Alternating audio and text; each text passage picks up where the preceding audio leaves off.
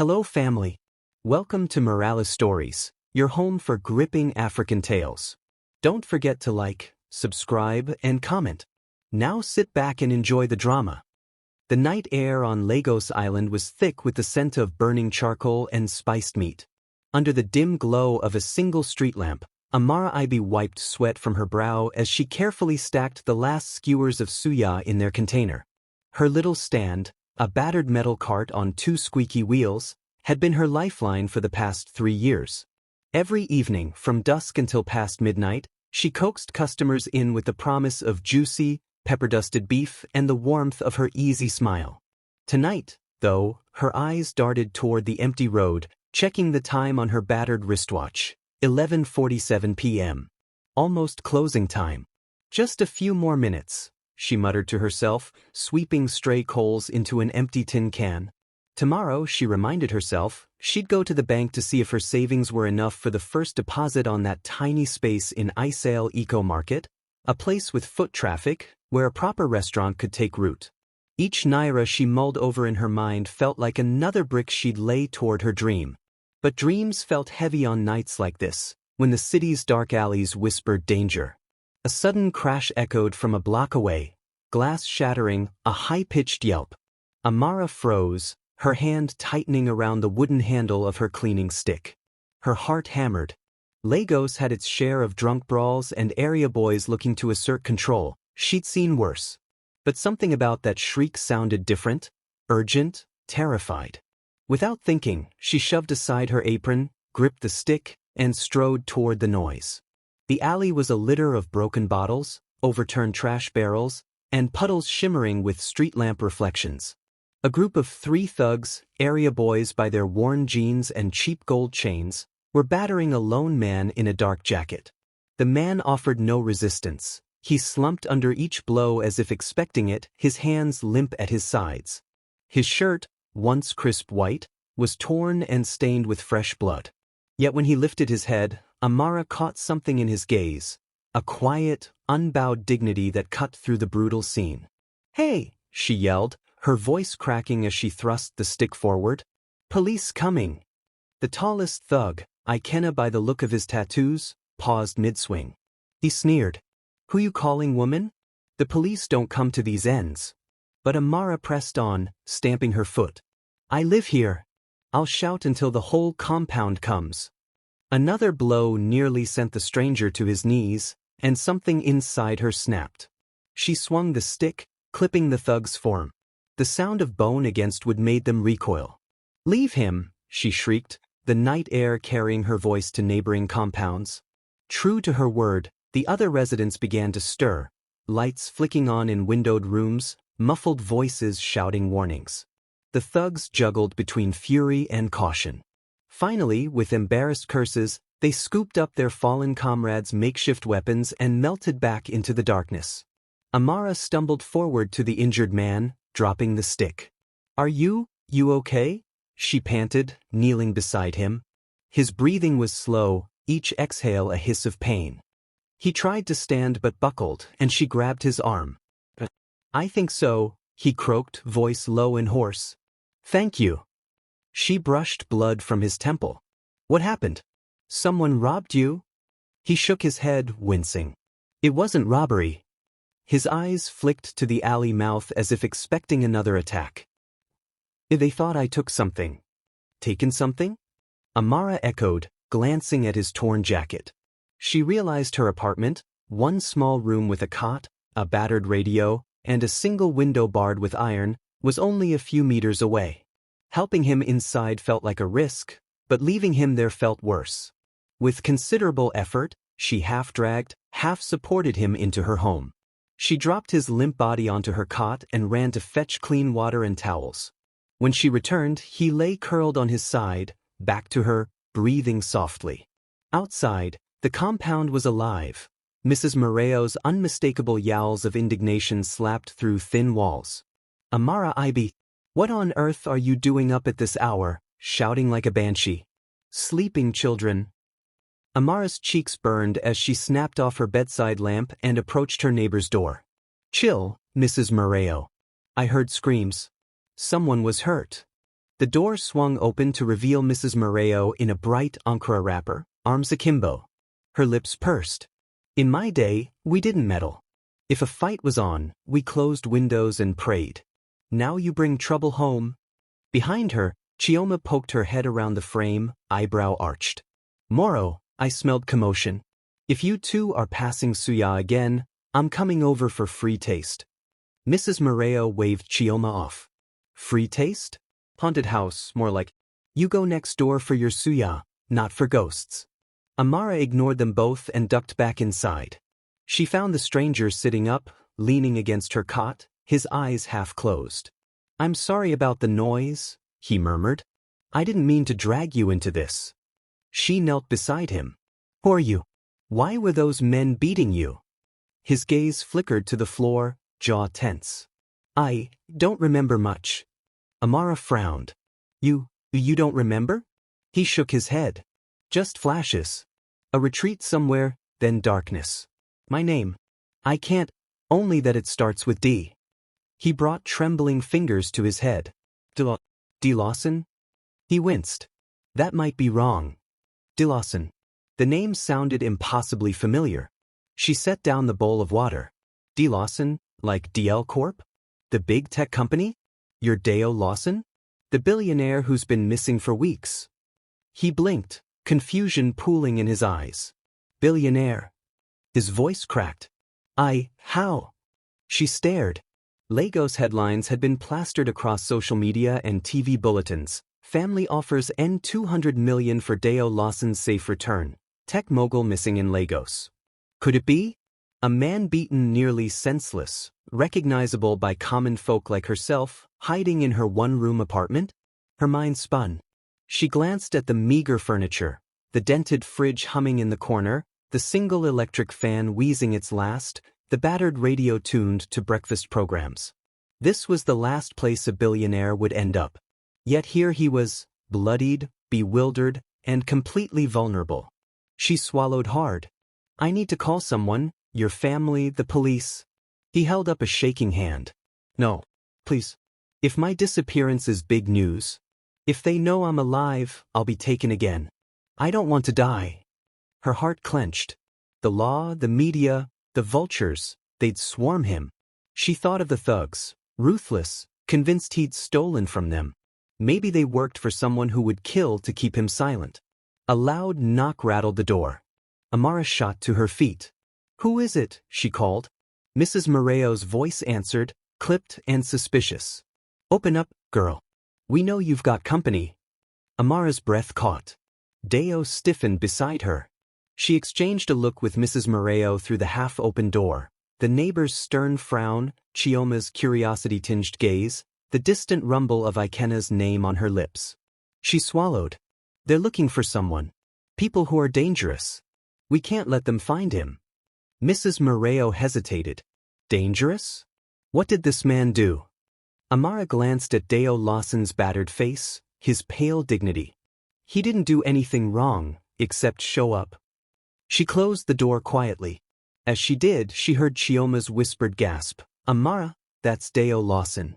Her own pulse pounded in her ears. She turned to him, heart hammering. He sat very still, head bowed, as if awaiting judgment. Amara swallowed hard. She had a choice: turn him out into the night, where death or worse awaited, or risk her own safety by sheltering a man few believed could truly be Deo Lawson. She began, voice soft. But before she could finish, Deo tipped his head back, meeting her gaze with a haunted intensity. Thank you, he said, 2 words that felt like an oath. She nodded, though her lips trembled. She stepped closer, reaching out to brush a strand of hair from his brow. It was only then that the room's single bulb flickered and illuminated his face fully. Amara's mouth dropped open, her heart skipping in her chest. I know you. And in that moment, the world outside ceased to exist, replaced by the silent question echoing in her mind. Who was this man really? The first rays of dawn filtered through the single barred window of Amara's one-room apartment, painting slatted shadows across the cot where Deo Lawson lay. Amara stirred before the sun fully rose, propping herself on an elbow as she watched him. His chest rose and fell in slow rhythm, breaths damp with fever. She sighed, careful not to wake him, and padded softly across the cool cement floor to fetch water from the battered basin in the corner. Pouring a jug of water over her face, Amara splashed some into a metal bowl and hurried back to the cot. She found Deo staring fixedly at the ceiling. His eyes were glassy, as if dawn itself confused him. He closed his mouth when she entered. "Morning," he said, voice surprisingly steady. "Is it morning?" Amara handed him a cup. "Yeah. You were out for a long time. How do you feel?" He took a careful sip and placed the cup back on the floor. "Like I fell off a moving train." He tried to shift, grimacing, and landed on my face. She winced. "I can't imagine what you went through. The thugs hit you pretty badly." She reached for a towel. "You've got fever too. I can't afford a doctor, but I've got paracetamol." Deo watched as she tore a strip of fabric from an old t-shirt to fashion a makeshift bandage around his wound. "Amara," he said, soft but insistent. "How do you know my name?" Her fingers paused over the knot. She glanced up. "You mentioned it last night when you woke, D-Law, right?" She paused to tie the bandage. "I guessed. The news has been non-stop about Deo Lawson, missing billionaire. Family offered N$200 million reward." He pressed his forehead. "I remember whispers. Board meeting in ape, then darkness." He bit his lip. "And now, here." Amara tucked the towel away and sat cross-legged beside him. "Can you remember anything else? Your phone? Where you were headed?" Deo closed his eyes, brow furrowing. I remember running through a corridor, bright lights on my left. Then a hand, big, heavy glove, coming at my face." He swallowed. "I don't remember anything after that." Amara's heart thumped. "What about your phone? Your wallet?" He shook his head, frustration creeping in. "I had a phone. On the retreat. My phone was confiscated when I arrived. Company security. They said it was protocol. I always travel with a burner in my pocket. But that... I don't know."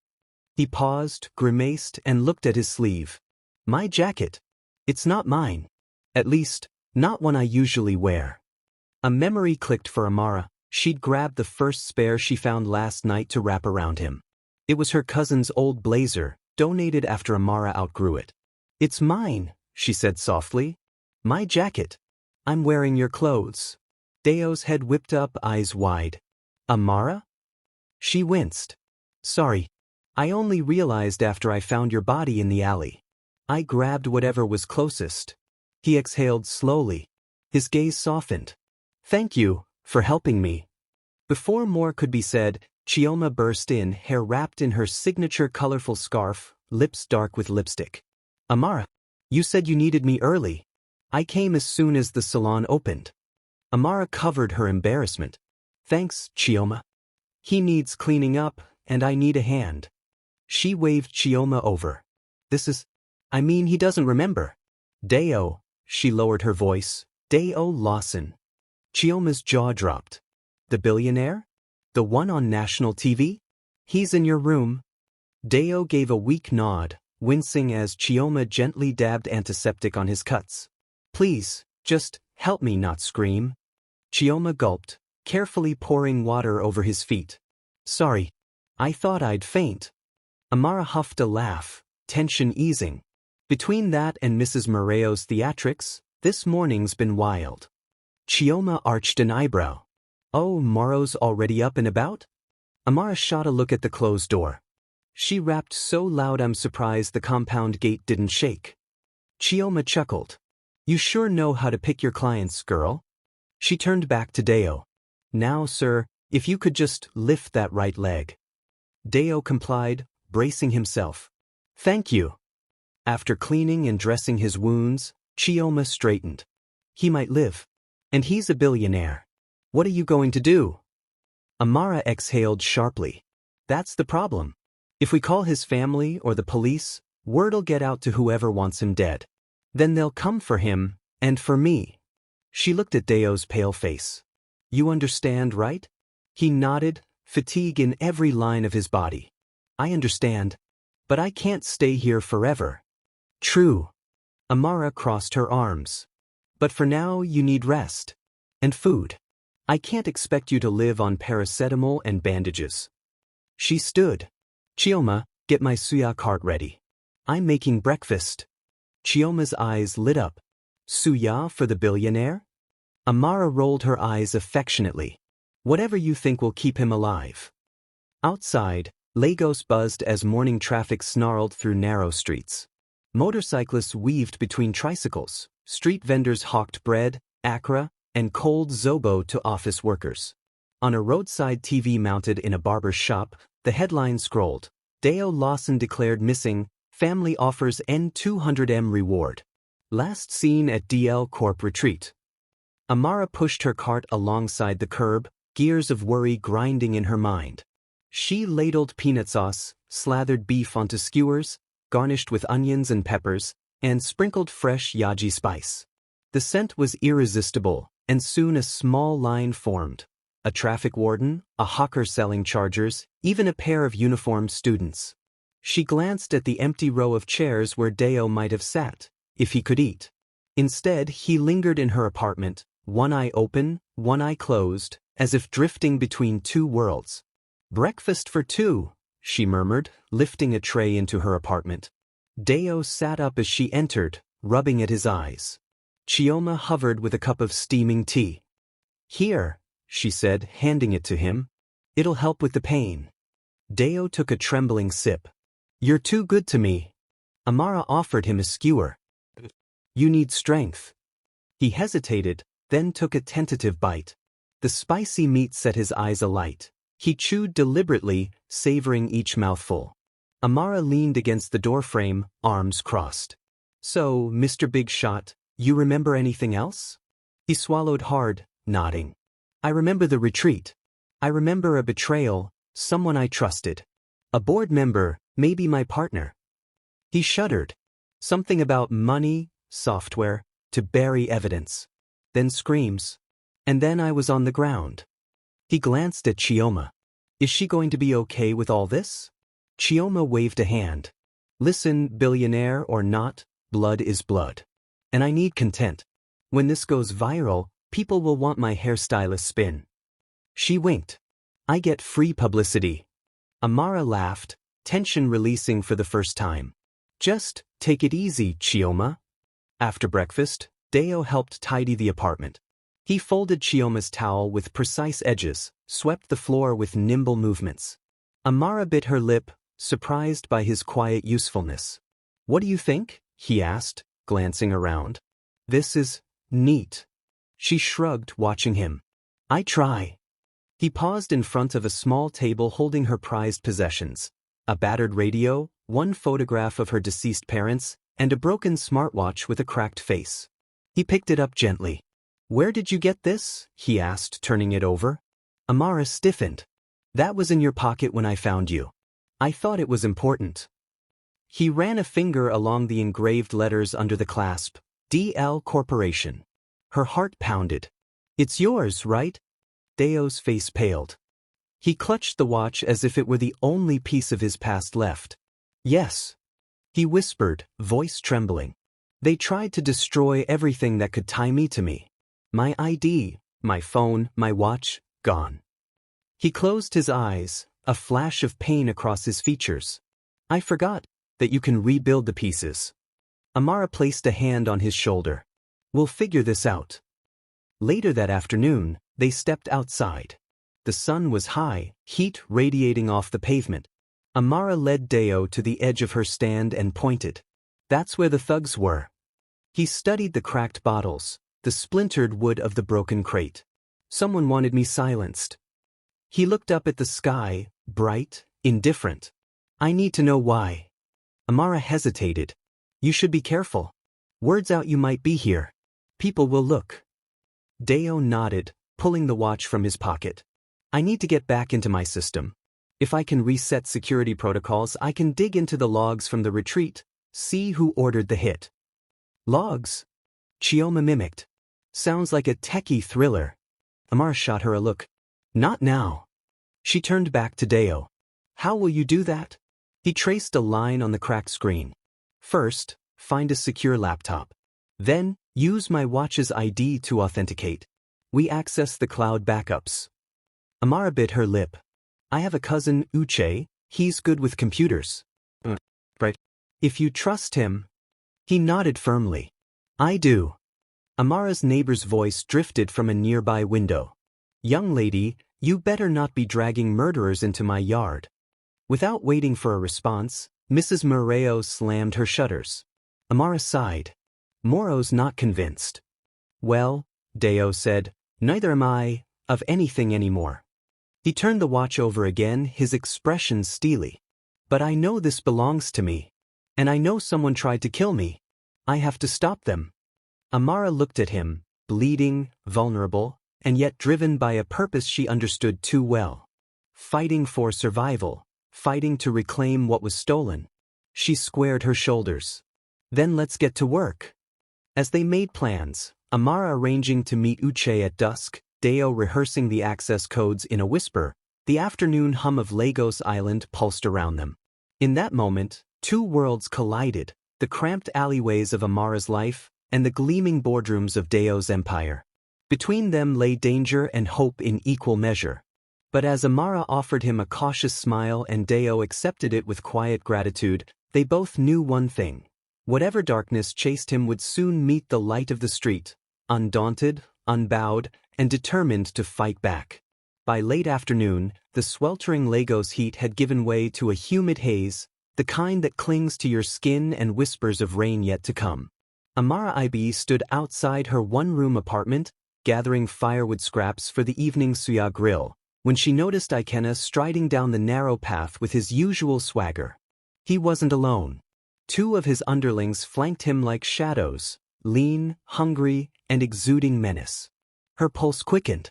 She dropped the sticks, straightening her back and wiping her hands on her apron.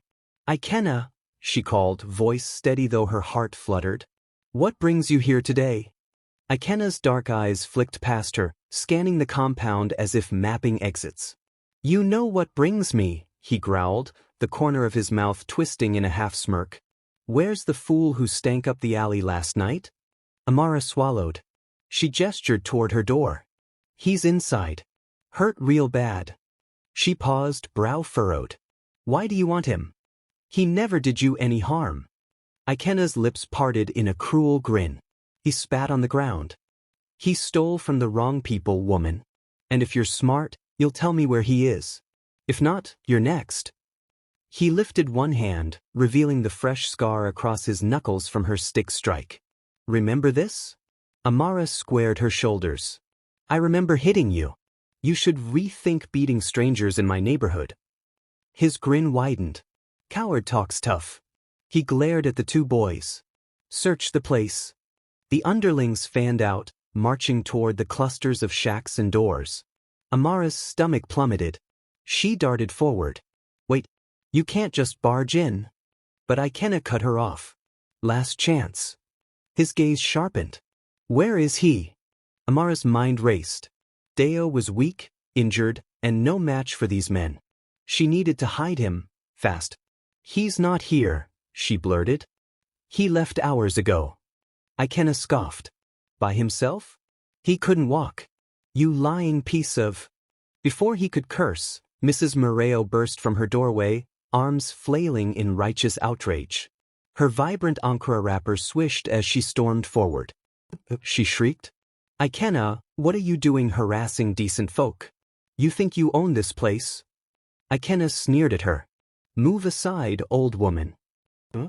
You'll move when I shove this broom up your backside, she yelled, flourishing a brightly painted broomstick like a cavalry lance. The two boys hesitated, unsure whether to advance or retreat. Ikenna's jaw clenched. His glance flicked to Amara. You got guts, he said. Then he turned on his heel. Fine. No one's here. But I'll be back. Tell that billionaire to stay away, or I'll torch this whole compound. With that he stalked off, his minions trailing behind like dark clouds. Mrs. Moreo glared after them, muttering curses under her breath. Amara exhaled in relief and sank against the doorframe. Chioma rounded the corner, phone in hand. What happened? I heard shouting. Amara shook her head. He was here. I sent them away. Chioma's eyes widened. What? The crackdown was real. It's too dangerous, Amara said, voice low. I have to hide him. Chioma bit her lip. Where? Mrs. Moreo's storehouse. Amara nodded. We can't keep him in my apartment. Moro has a storehouse full of old crates and dried fish. They won't look there. Inside Mrs. Moreo's dimly lit storehouse, rows of stacked wooden crates held sundries, dried stockfish, Gary sacks, plastic jugs of palm oil. The pungent aroma of smoked fish hung in the stagnant air. Amara and Chioma guided Deo to a narrow alcove behind sacks of cassava flour. He leaned against the wall, wincing as Chioma pressed a wet cloth to his temple. Thank you, he whispered, eyes heavy. You're risking a lot for me. Amara smoothed her apron. You saved yourself by being where you shouldn't have been. She glanced at Chioma's grimace as she saw the blood seeping through Deo's shirt. We need to restitch that cut. Chioma held up a needle and thread. Let's get this over with.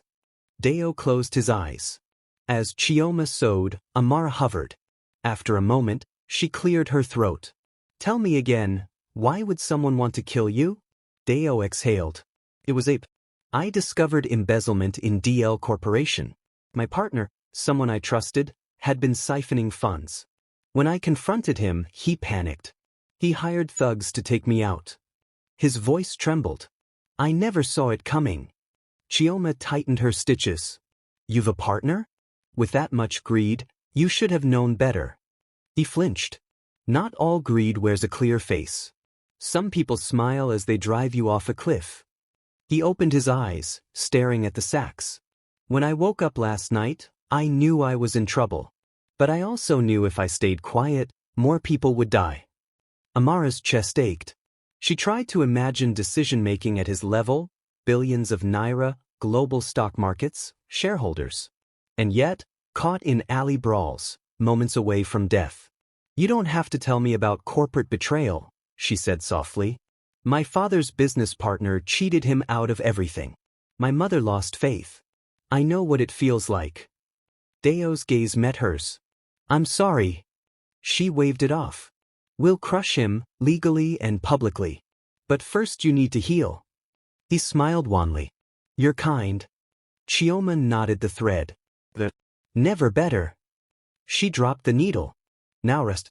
I'll bring you water and food. As the sun dipped toward the horizon, painting the sky in bruised purples and gold, Deo lay back against the flour sack. He felt safe for a moment, safe among strangers who had become something more. Yet his mind raced with questions: how to regain control of DL Corp?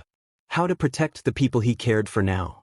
He heard Amara's voice, low, to Chioma. He needs someone he can trust with tech. My cousin Uche is smart. Maybe he can help. Chioma whispered back. If we can find a laptop and quiet spot, he can access his systems remotely. Deo sat up, wincing as pain knifed through his side. I can't wait, he said, voice hoarse. I need to know who's behind this. Amara emerged from the dim interior carrying a battered tray, jollof rice and spicy beef stew. The aroma was heaven to his stomach. He closed his eyes, savoring it. Thank you. She set the tray down. But just a little. Slowly, he picked up the fork and took a bite. Flavors exploded: sweet tomatoes, tender rice, fiery pepper. His mind, clouded by pain, cleared for a breath. This is phenomenal. Amara beamed. My grandmother's recipe. He swallowed. You have a gift. Her cheeks warmed. One day, I'll open my restaurant. He looked at her, pride mixing with admiration. I believe it.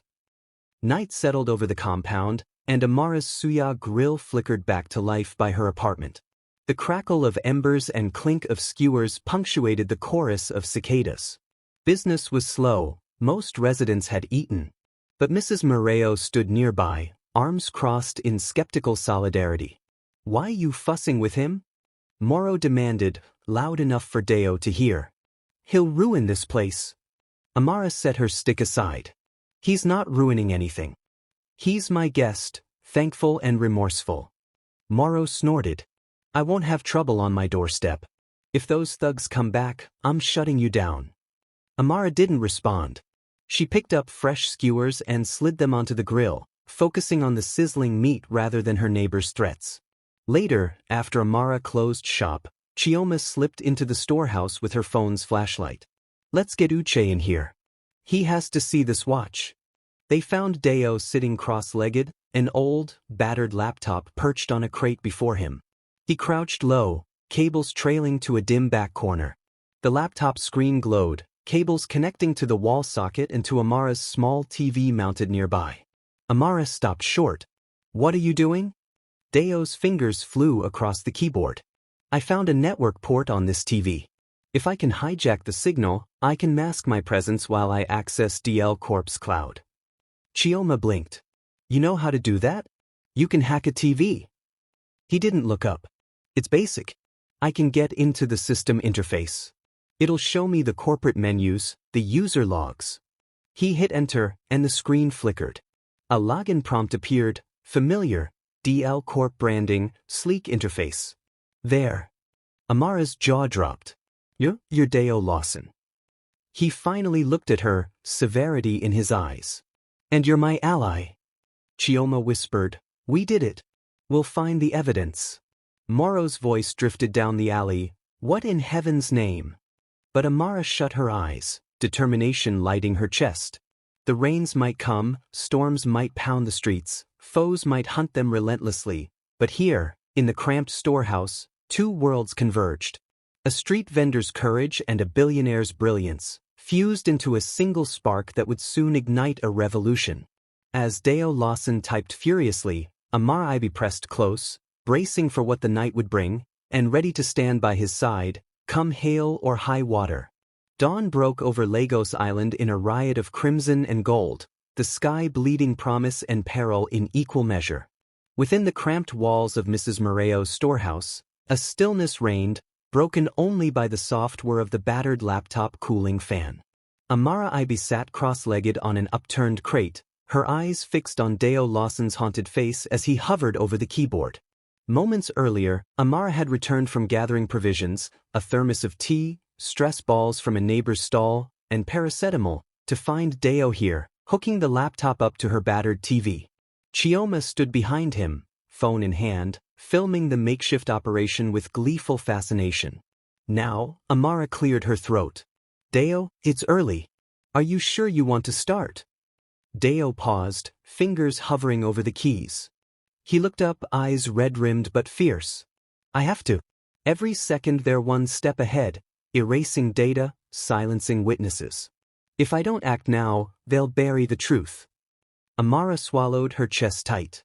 She slid off the crate and placed a shaky hand on his shoulder. You're right, but you need help. She glanced at Chioma, who gave a theatrical shrug. That's why I sent for Uche. At the mention of her cousin's name, Deo's eyes softened. Uche? Amara grinned. He's brilliant. Self-taught coder. You'll see. She rose and called through the low doorway. Uche, come in. Footsteps pattered down the narrow alley. A slender teenage boy with bright, curious eyes and a laptop bag slung over his shoulder appeared in the dim light. He beamed at Amara, then froze at the sight of Deo. Miss Amara? Amara gave him an encouraging nod. Uche, this is Deo Lawson. Uche's eyes widened. The Deo Lawson? The missing billionaire. Deo ducked his head, uncertainty flickering across his features. Please, call me Deo. Uche swallowed, then stepped forward and set his bag carefully beside the laptop station. I brought extra cables, a portable charger, and a USB hub. You said you needed help? A spark of relief glowed in Deo's eyes. I need to access the DL Corp cloud backups, remotely. My partner Obinna Ajayi tried to erase evidence. We need raw logs from the ape retreat, timestamps, file transfers, server events. Uche's lips quirked. I can route through a VPN, mask your IP, and mirror the data locally. Then we can sift through it without tipping off corporate forensics. Amara watched in awe. The teenage coder's confidence and expertise lit the gloom of the storehouse like a torch. She crossed her arms. Show him, Deo. I want to understand. Deo gestured to the TV screen, still displaying the TV interface now hijacked into computer mode. Underneath the sleek DL Corp logo was a login prompt. Welcome, user. Deo pulled the broken smartwatch from his pocket, its cracked face glowing faintly, and pressed it against the laptop's NFC reader. A soft chime sounded. Two-factor authentication. Uche's eyebrows shot up. That's slick. He tapped at the keys. The prompt morphed into a directory tree of folders. Retreat, Finance 2025, Boardroom, Security Logs. Start with Security Logs, Deo instructed. Look for file, access_attempts_27mar25.log. Uche typed swiftly. The file opened, scrolling in lines of code and timestamps. Amara leaned forward to read over Deo's shoulder. 312 ubinin. Deleted backup.zip. 313 system rejected deletion attempt. 340 ubinin. Forced delete backup. Success. 315 ubinin. Access box. Encryption under 2 #X folder. Deo's jaw clenched. He tried to wipe everything, but missed the backdoor I installed. He scrolled down. Here, 1145 synchronize backup to offsite. Uche whistled. You synced to offsite servers. Deo nodded. Exactly. The logs show a mirror backup on 2 servers in Johannesburg. He looked at Amara. That means the data still exists. We recover the ape files, decrypt them, and we have proof Obinna pocketed N$1.2 billion from R&D funds. Also evidence of his assassination bid. Chioma's camera phone captured his every word. Viral fodder, she whispered. Amara rested a hand on Chioma's arm. Not yet.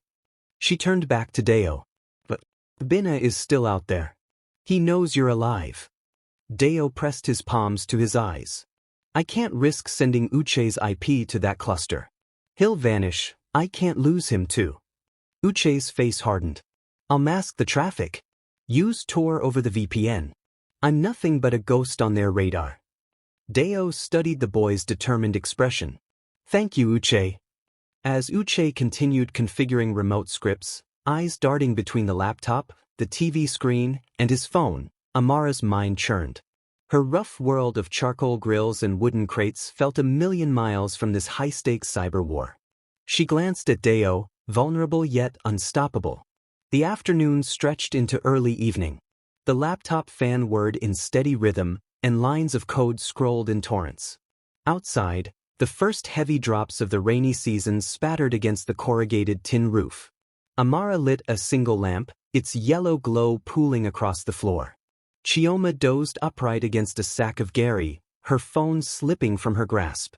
Finally, Uche sat back, exhaustion written in dark circles under his eyes. We have it, he declared softly. I backed up all files in an encrypted container on this USB.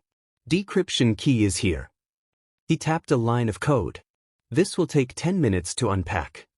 Deo leaned forward, hands trembling as he accepted the USB stick. You're a lifesaver, Uche. The teenager flushed. Do you think I could work for you? Even part-time? Deo blinked. Let me think. I'd be honored. Amara swallowed hard. She realized the evening's calm could shatter in an instant. Every second brought fresh danger. News outlets craving confirmation of Deo's demise, Obinna's hired muscle searching these compounds, corrupt officials ready to silence any heroine. Suddenly, the small TV beside the laptop flickered and snapped back to life, local broadcast seizure overriding the hacked feed. A familiar anchor's face filled the screen. Breaking news. At an extraordinary board meeting today, the DL Corp Board of Directors voted unanimously to declare Deo Lawson legally deceased, effective immediately. Interim CEO Clement Okoro will assume full executive powers. More at 6. Amara gasped. Chioma jolted awake, phone forgotten. Uche froze mid-breath, hand on the decryption command. Deo's face went ashen. Legally dead, he echoed, voice hollow. They've killed me off. Amara shot to her feet. But you're alive. On the screen, the anchor continued. The vote comes after Dayo's mysterious disappearance 3 weeks ago, and in light of conflicting evidence regarding his whereabouts. The board acted to safeguard shareholder value. Full story at prime time. Chioma muttered, "That's preposterous. He's right here." Amara slammed her hand against the arm of the crate. "This is bad. They're covering Obina's tracks. Now, no one legally owns DL Corp, except Clement Okoro. He can shred those logs, bury the evidence." Dayo's hands shook as he removed the USB. "We have to move fast. If they revoke my credentials, remote access might get locked down." Uche sprang to action, his earlier weariness replaced by adrenaline. "I'll finish decryption. We can extract the files to a secure drop, make them public on social media." Amara clasped Dayo's arm. "If you go public, they'll hunt you down violently." Her voice shook. "We need a strategy." He inhaled sharply. "We're out of time. If I'm dead on paper, the fight is theirs to win. We must leak the proof before they erase it." Chioma rose, phone in hand, eyes blazing. "I can live stream it.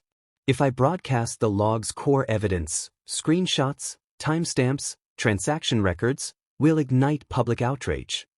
Amara weighed the stakes. Exposure would rally activists, regulators, and the public. But it would also put every ally in danger. "Uche, Chioma, Mrs. Mareo. Think, Amara," Dayo said softly. "You've shielded me. But this is bigger than us. It's for all the victims of corporate greed." Her breath shook. She looked at each of them, Dayo, Uche, Chioma, willing to risk everything for justice. "I'm with you," she said finally, voice steady. "We go public. But on my signal. We coordinate it so they can't stop it." Dayo nodded, gratitude and determination mingling in his eyes. "Thank you." Outside, the rain intensified, drumming a warning on the tin roof. Lightning flickered beyond the barred window, illuminating the storehouse in ghostly strobe. Chioma scrolled through her phone. "My followers will swarm. I'll post the link. It'll spread like wildfire." Uche cracked his knuckles. "Data's decrypted. Ready to push." Amara drew a deep breath. "On 3. She steadied her palm over the laptop's publish button. 1, 2, 3. She pressed down. For a heartbeat, nothing happened. Then the screen populated with blurred graphics of line-by-line financial logs, video clips of Obina's mid-retreat phone call admitting the scheme, timestamped server backups, all branded with the DL Corp logo. Within seconds, Chioma's live stream went live, and the digital storm began, notifications pinging, followers sharing, hashtags trending. Dayo exhaled in relief, brief and shimmering, as fragile as dawn's first light. Amara squeezed his hand. "We did it." But in that moment, as the storm broke both inside and out, a distant rumble of motorcycle engines reached the storehouse door, men in dark jackets, unmarked vehicles, eyes set on retribution. And somewhere beyond the rain, vultures prepared to feast. The moment Amara pressed enter on the livestream, the screen in Mrs. Mareo's storehouse flooded with lines of code, video clips, and financial records. Dayo Lawson, declared legally dead just hours ago, watched as public outrage ignited. Notifications pinged relentlessly on Chioma's phone. Retweets, shares, comments, each one amplifying the scandal. The oppressive weight of fear lifted, replaced by a fierce rush of hope. "Look at it," Chioma whispered, voice trembling between excitement and awe. "We're trending. Hashtag bring back Dayo Lawson is everywhere." Uche's fingers danced over the keyboard as he monitored server responses. "They can't shut us down. We mirrored the files on multiple nodes. This is unstoppable." Amara's heart pounded. She stood near the doorway, rain still pattering on the corrugated roof above her. Lightning flickered beyond the barred window, illuminating the trio in strobing bursts. Outside, the rumble of motorcycle engines had grown louder, but inside, their defiant act reverberated across the internet. Dayo ran a hand through his hair. "We did it. Now the world knows the truth. Obina Ajayi stole billions and orchestrated my assassination." Chioma's eyes glistened. "People are demanding his arrest. Look at these comments from activist groups and journalists. Uche nodded. They're calling for DL Corp's board to resign, for the NIPC to investigate. This is a revolution. Amara felt a surge of pride at how her small street fight had led to this moment. She stepped forward. We should go public with a statement. Address the nation, explain everything. Her voice trembled, but resolve shone through. If you speak, they'll see you're alive.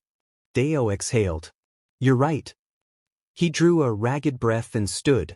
Chioma handed him a spare microphone she'd plugged into her phone. The screen split. One half showed the livestream comments. The other switched to Deo, seated on a wooden crate, battered blazer on his shoulders. Amara stood behind him, shoulders squared. Uche hovered by the laptop. Good evening, Nigeria. Deo began, voice wavering at first, then steadying. My name is Deo Lawson. Until today, I was declared legally dead by my own company's board, an act orchestrated by Obinna Ajayi to usurp control and bury his crimes. Last week, Obinna hired thugs to kill me. I escaped and was rescued by a courageous woman, Amara Ibe, and her friends. Together, we have uncovered incontrovertible evidence of corruption, fraud, and attempted murder. The chat exploded, red heart, fire, clapping hands, interspersed with thousands of supportive messages.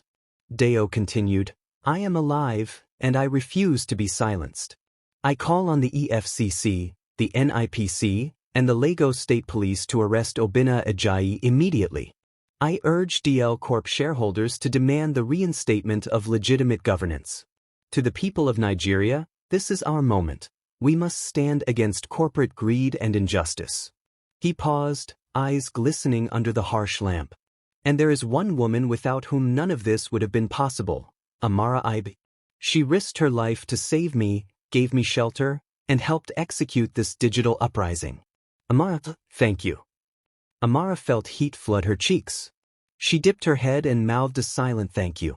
Chioma clicked end broadcast. Moments later, the online storm spilled into real life. By dawn, news vans surrounded the compound. Uniformed policemen tapped on Amara's door. Miss Ibe, are you available for questions? One officer called. Amara stepped outside, flanked by Chioma and Uche. Her suya cart stood to the side, charcoal embers cold. A wall of cameras and microphones faced her. Amara, a reporter shouted, your bravery saved Deo Lawson's life and exposed a major scandal. How do you feel? Amara steadied her voice. I feel grateful and hopeful. The public now knows the truth. But this isn't about me, it's about accountability. Obinna must face justice. The questions came fast. Will you testify? Are you scared? Will you accept cash rewards? Amara answered each with calm dignity, refusing a reward but accepting public praise. She used every question as an opportunity to highlight the talent she saw in her neighborhood. My cousin Uche here is a genius developer. Nigeria's youth need access to training and resources. By midday, the streets of Lagos buzzed with chatter. Taxi drivers discussed #digital uprising alongside football scores. Market women compared suya vendors' support for Amara to their morning gossip. Television networks interrupted regular programming to broadcast Deo's speech on repeat, accompanied by commentary panels and expert analysis. At DL Corp headquarters, Clement Okoro paced in his glass-walled office. He stared at his phone, the trending hashtag mocking him. His assistant, Tund, entered, hands trembling. Sir, the EFCC have arrived. They're reviewing evidence from your drive and Deo's logs. Clement closed his eyes.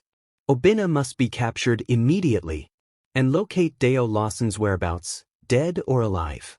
No mistakes. Back on Lagos Island, Amara returned home, her little room now cluttered with bouquets of flowers, letters of support, and a half-dozen plates of free suya from grateful regulars. Mrs. Moreo sat on her cot, sipping tea. You've gone and done it now. Everyone's talking about Amara Ibe. Amara set down her basket of fresh yaji spice. It's not over yet. Obinna's still out there. She poured tea and handed the cup to Mrs. Moreo. But today we showed what a woman with a stick and a smartphone can do. Mrs. Moreo huffed. but her eyes shone with pride. If I had known saving a billionaire would make us heroes, I'd have hit more of them with my broom. Chioma burst in, waving her phone. I've got an interview lined up with channels. And BBC wants a segment. I hate to brag, but my followers increased by 200,000 overnight. Uche grinned from the doorway. They also offered me an internship at a local startup. Amara smiled warmly at the three of them. Their ragtag alliance turned a peaceful neighborhood into the epicenter of a national movement. We did this together. 2 days later, Amara's compound hummed with anticipation. A convoy of unmarked SUVs pulled up. Journalists crowded in, cameras rolling. Word had spread, Deo Lawson would make his first public appearance since the exposé right here, in the humble enclave where his life had been saved. In Mrs. Moreo's courtyard, transformed for the occasion with borrowed chairs and a makeshift stage, Amara stood behind a table, her suya cart hidden around the corner. She wore clean jeans, a crisp white blouse, and a name tag reading community hero. Chioma flitted around with a handheld camera, capturing candid shots of neighbors, street boys in jeans and t-shirts, and market women in colorful wrappers, all gathered to witness history. Uche stood by the laptop, ready to live-stream Deo's entrance one more time. Amid the chatter, Amara's heart thudded. She spotted Deo stepping out of an SUV, flanked by plainclothes officers. He wore a dark suit, no blazer, this time, looking every bit the corporate titan. Yet his eyes sought her first. When their gazes met, he smiled, a genuine warmth that cut through the formality. He ascended the stage, adjusting the microphone. The crowd hushed instantly. Deo scanned the audience, Amara front and center, then spoke. "My fellow Nigerians," he began, voice confident and clear, "thank you for being here. 2 days ago, this neighborhood saved my life. Tonight, this neighborhood, and all of you, helped save our democracy and demand justice." He paused, nodding to Amara. "Amara Ibe risked everything to shelter me. She refused to turn me in, despite threats from dangerous men. Because of her, corrupt power has been challenged. Because of her, I stand before you today to rebuild DL Corp as a force for good." The crowd erupted in applause and cheers. Amara felt tears prick her eyes as Deo continued. "I hereby announce the formation of the Amara Innovation Hub, named in honor of the extraordinary woman who showed me the true power of courage and community. This center will provide free training in coding, digital skills, and entrepreneurship for youth across Lagos, starting right here, where hope was born." A local choir broke into a chant, "Amara, Amara, Amara." Thugs now reformed into revelers, pumping fists in the air. Mrs. Moreo swayed in her spot, wiping tears. Chioma recorded every second, narrating excitedly, "This is it, the moment we turn pain into progress." Uche's phone buzzed with notifications. NGOs offering partnerships, tech companies pledging equipment donations, media outlets requesting features. Deo descended the stage and crossed to Amara, dropping to one knee. He placed a stack of keys into her palm. "The keys to your restaurant space, fully furnished and funded. I'll see you open your doors tomorrow morning." Amara's breath caught. She closed her eyes, throat tight. "Thank you," she whispered. He stood and embraced her. Around them, the compound pulsed with life, streetlights glowing, villagers celebrating, a banner fluttering overhead. "From streets to skyline, hope starts here." In that electrifying moment, Lagos Island was more than an urban sprawl. It was a crucible of change. And at its heart stood Amara Ibe, once a suya vendor, now the spark of a digital uprising that reminded Nigeria, even the humblest among us can reshape the future. The sun rose over Lagos Island in a blaze of gold, illuminating the brand-new facade of the Amara Innovation Hub.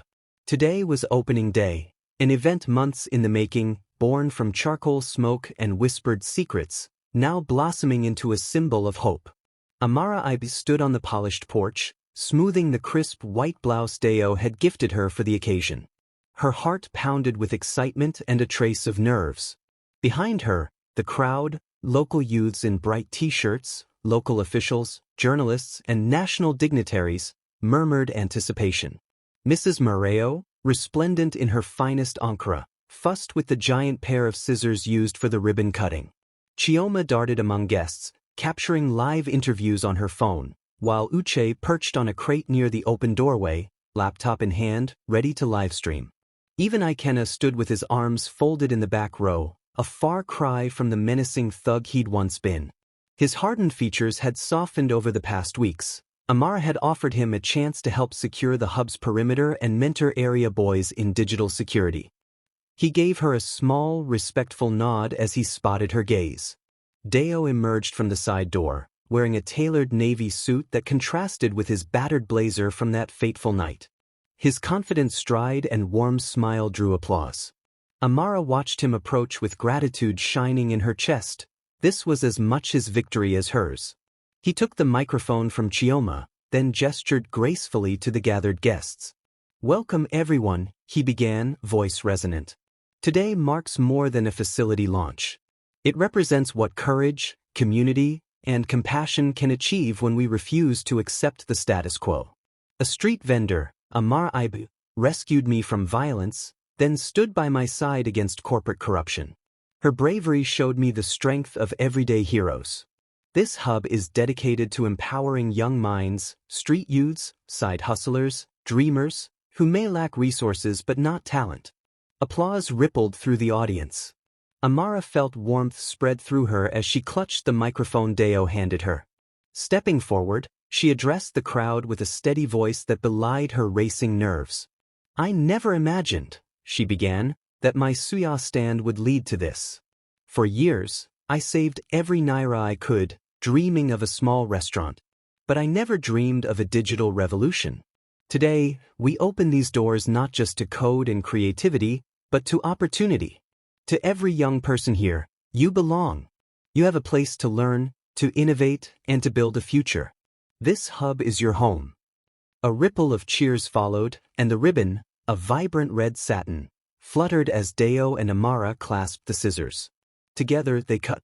The gathered crowd surged forward, entering the bright interior, rows of computers, whiteboards scrawled with code snippets, a small kitchenette where Amara's suya-spiced jollof rice simmered in stainless steel pots. Inside, Amara guided Mrs. Moreo and other local elders through the rooms.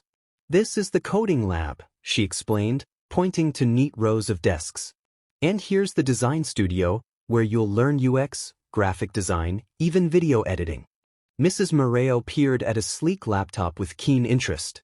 "Ikenna helped set up the security camera system," Amara added, giving him a proud smile.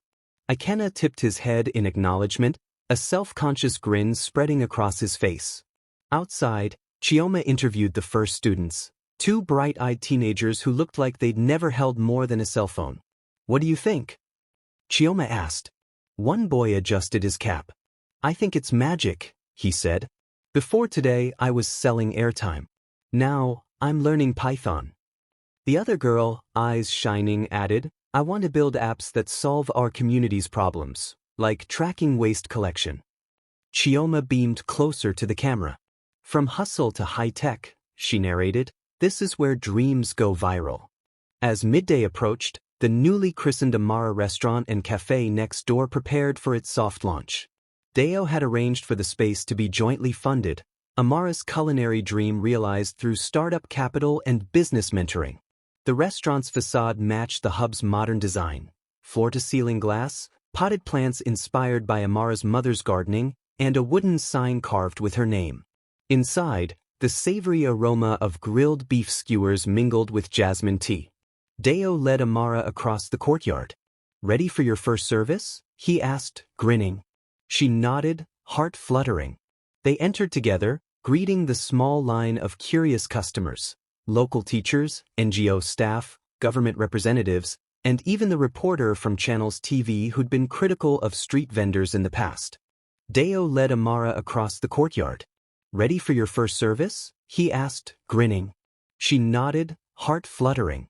They entered together, greeting the small line of curious customers, local teachers, NGO staff, government representatives, and even the reporter from Channels TV who'd been critical of street vendors in the past. Amara slipped on an apron, one embroidered with Chef Amara's suya and sips, and took her place behind the grill. With steady hands, she basted skewers of tender beef in her signature yaji spice mix, sliding them onto the glowing charcoals. She thumbed open jollof rice containers and arranged them on trays. Deo busied himself taking orders, handing plates to customers with a warm, proud smile. Around her, the restaurant buzzed, clink of cutlery, hum of conversation, laughter ringing off glass walls. Chioma snapped photos for social media, #Amara Eats trending, and Uche monitored the hub's first livestream audience numbers, beaming as they climbed steadily. Mrs. Moreo moved through the dining area like a proud aunt, offering unsolicited cooking advice and complimenting every bite she tasted. Ikenna stood by the delivery door, ensuring every plate reached tables swiftly and securely. As the lunch crowd thinned, Deo and Amara shared a quiet moment at a small bar table adorned with fresh hibiscus flowers. He poured 2 glasses of zobo juice and handed one to her. "To beginnings," he toasted. She clinked her glass. "To every twist that led us here." He smiled, eyes soft. "I couldn't have done any of this without you." Her throat tightened. "And I couldn't have dreamed this without you." A comfortable silence settled as they drank. The midday light filtered through the glass, casting patterns on the tiled floor. In that hush, Amara realized how far she'd come, from racing to close her suya stand at night to presiding over a tech hub, from dodging thugs in an alley to cutting a ribbon before national media, from selling skewers on charcoal embers to grilling dreams in a fully equipped kitchen. The day's events culminated back at the Innovation Hub's open-air courtyard for an evening panel discussion on Tech for Good. Industry leaders, local entrepreneurs, and student representatives shared insights. Amara sat on the dais, listening as youth spoke passionately about coding courses, internship opportunities, and community tech festivals. Each voice, once marginalized, now resonated with a clarity that carried across Lagos's skyline. After the panel, Deo escorted Amara to the hub's rooftop terrace. Folding chairs faced a mural painted by local artists, a vibrant skyline merging Lagos's red-tiled roofs with gleaming towers. Amara recognized the central figure, herself, stick in hand, standing beside Deo in a protective stance. Underneath, the words, "Courage breeds change," glowed in electric blue. She ran her fingertips over the cool paint. "Who came up with this?" Deo shrugged, grinning. "Local kids from the art club. I only allocated the budget." She laughed softly. "It's amazing." He offered her a seat on a wooden bench. She sat, watching the horizon. The city pulsed with lights, horns, and distant music. Lagos had always been a place of contrasts, old and new, wealthy and struggling, hope and despair. Today, though, she felt those contrasts blur. As they sat, Chioma approached with a small cake, chocolate ganache topped with a single golden ribbon and a sparkler. "Happy opening day," she whispered, lighting the sparkler. Amara blinked in surprise. The rooftop glowed in the sparkler's brief blaze. Uche and Ikenna joined, clapping softly as they presented the cake. Amara closed her eyes, emotion welling in her chest. She blew out the sparkler and took a deep breath, savoring the sweetness, not just of chocolate, but of triumph. When she opened her eyes, Deo offered the first slice. She accepted and took a bite. The flavors were rich, cocoa, cream, a hint of chili, just like her life, layered, unexpected, invigorating. Later, as the festivities wound down, Amara walked alone to her old suya stand, parked under the street lamp where it had stood for years. The metal cart's paint was chipped, the wheels rusted. A single wicker basket held a few leftover skewers. She traced her palm across the curved metal, recalling nights of laughter with neighbors, early mornings spent procuring beef, shouted deals with customers, and prayers whispered when business was slow. She knelt and pressed her forehead against the cool surface. "Thank you," she murmured, to the stand, to her past, to every struggle that forged her resolve. She stood, wiping a tear, and whispered, "You served me well." Quietly, she lifted a sheet of plastic tarp draped over the stand, earlier placed to keep it hidden, and placed it over her shoulders. It felt like an old friend's embrace. She smiled through the tears. Then she straightened, letting the tarp slip from her shoulders to the ground. Amara turned and walked toward the bright lights of the innovation hub. Each step felt like a promise to herself, to her community, and to future dreamers following in her footsteps. Behind her lay embers and charcoal, ahead lay screens, servers, recipes, and boundless possibility. In the cool night air, Lagos Island glimmered. And at its center, a woman once defined by the heat of her grill now stood ready to ignite countless futures, proving that from the streets to the skyline, courage and compassion can light the way. The end. Love the story? Smash that like button, hit subscribe, and become part of the Morales Stories family. Your support helps us bring more powerful African tales to life. Thanks for watching. We can't wait to share the next one with you. See you soon.